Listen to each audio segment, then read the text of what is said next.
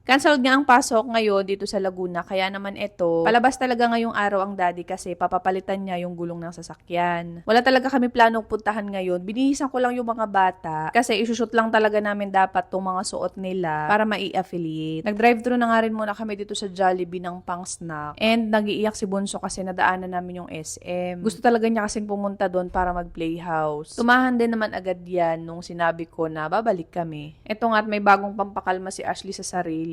Gustong-gusto niya yan, yung pinapatunog-tunog, yung takip ng wipes. So ayan, fast forward, hindi na nga kami nag-SM. Naisip ko kasi 400 pesos ang isa. Kung magpe-play silang dalawa, bali 800 yon. So eto, naisip namin na magpunta na lang dito sa Alabang. Bukod sa mura yung playhouse dito, makakakain din kami doon sa favorite naming ramen house. So ayan, nawala na nga yung toyo ni Bunso and super happy na niya dyan. Minsan alam nyo, napapangiti ako dito kay Bunso. May mga time kasi na may gusto siyang laruan. Pero kapag sinabihan mo siya na not enough yung money natin ngayon, hindi siya nagda-tantrums or hindi siya namimilit. Yan siguro yung isang bagay na may share kong proud kami sa kanya. Kasi at early age, natuto na siyang umintindi na hindi lahat ng gusto niya pwede niyang makuha agad. At least, hindi man namin maibigay lahat ng gusto niya or nila.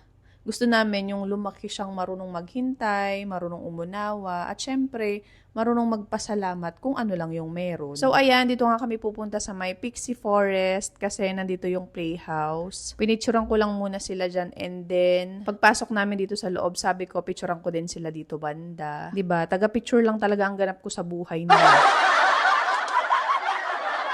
So, ayan, dito nga kami sa may Austin Land. Mura lang kasi dito, guys. 100 pesos lang for 1 hour. Pumasok na nga sila dyan at si daddy ang magbabantay. Sabi ko kay daddy, siya na muna ang magbantay at maghahanap ako ng damit. Kako, hindi na ako nakakabili ng damit, kaya iikot lang muna ako. Pero ang totoo niya, nahanapin ko lang talaga ang sarili ko. Na para bang nawawala talaga ako.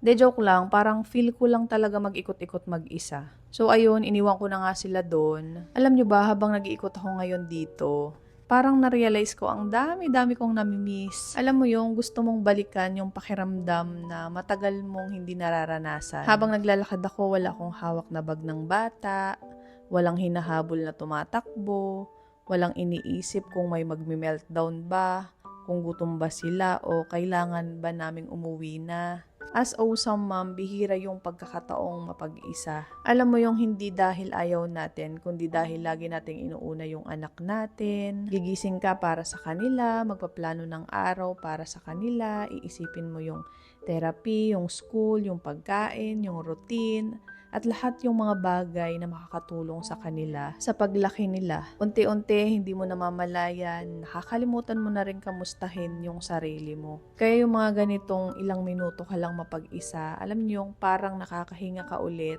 Parang naaalala mo rin na bukod sa pagiging mami, ikaw rin ay isang tao na kailangan ding magpahinga. Hindi ito pagiging selfish. Ito yung pagre-recharge para mas maging present at mas mabigay mo ulit yung best mo sa pamilya mo. Tapos alam nyo, pagbalik ko dito, parang mas naging happy yung puso ko. Basta parang may something na gumaan sa sarili ko. And sinundo ko lang yan si Ashley dun sa playhouse kasi alam kong naiihi na yan. Kahit hindi pa yan makapagsalita or hindi niya masabi na naiihi siya, may something sa mga movement niya na alam kong naiihi na talaga siya. After nga niyan mag-CR, ayaw nang bumalik sa loob ng playhouse. May 30 minutes pa sana siya para mag-play sa loob. Pero ito, hatak-hatak yung kamay ko at parang may gustong ipakuha. Hindi ko nga mahulaan kung ano talaga yung gusto niya dito. Kaya ang ginawa ko, tinaguan ko siya. Alam niyo yun, dinadivert ko yung attention niya kasi nahihirapan nga akong hulaan yung gusto niyang ipagawa sa akin. Kaya lang ito, nung nahanap ako, ayan at hatak-hatak na naman yung kamay ko. May gusto na namang ipakuha pero hindi niya talaga maituro kung ano yun. Paglabas nga nito nila daddy, ayan, may mga ganyang movement si Ash kapag hindi niya nakukuha yung gusto niya. Pero hindi naman siya nagwawala or nagiiyak. So ayan, ito nga yung favorite naming kainan dito sa Alabang, guys.